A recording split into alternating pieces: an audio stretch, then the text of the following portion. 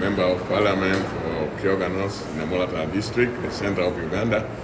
Today, people of WASH has called us for some discussion about how the environment in this country should be managed. I've just been there, and we as parliamentarians, we have been giving out budgets and money to different entities protecting the environment, and we are not seeing much being done. For example, KCCA, we have been giving them money to beautify this city, but they leave the things to pay. And very critical when the private sector gets on board.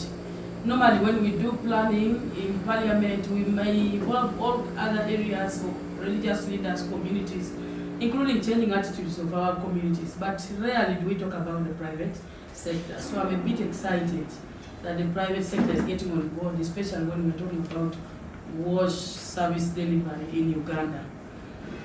Opportunities for manufacturing for WASH-related products like water filters, sanitation equipment, and hygiene products are very critical if we are to improve the sanitation situation in the country.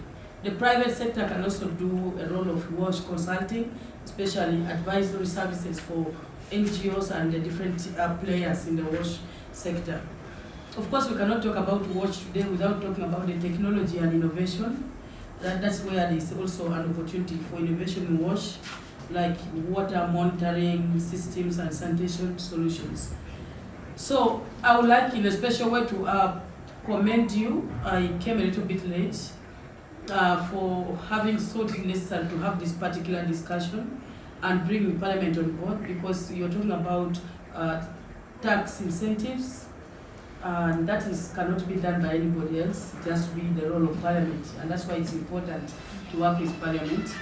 You're talking about highway sanitation facilities. I think I came to Parliament in 2011, my first term, and we formed this forum on WASH that very year, and up to today is one of the most active forum in this Parliament.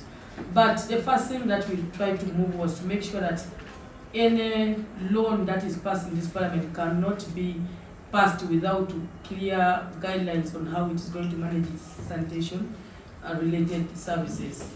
Districts. Because the imagination, if someone has not traveled, may think that national water is literally everywhere. All right, that is an imagination, and that was my imagination at some point. That is national water supplying electricity across. National water supplying water across. Same with when you go to Arua, you realize someone else is supplying. When Umeme was still around, I thought Umeme was in Arua. Umeme was never there. So we begin thinking. So there are these spaces that local entrepreneurs that are supposed to venture themselves into. So similar to water. Water is a big challenge, but we are attracting so many private players to come into place and begin running the show provision of water. And I think John and others are playing a very big part in this space to groom, to train, and to give skills to private sector into how to do it. Not that you don't know it. The idea of NGO is a bit too twisty to give a feeling of what the challenge is. Like I said, the sector is not an easy one.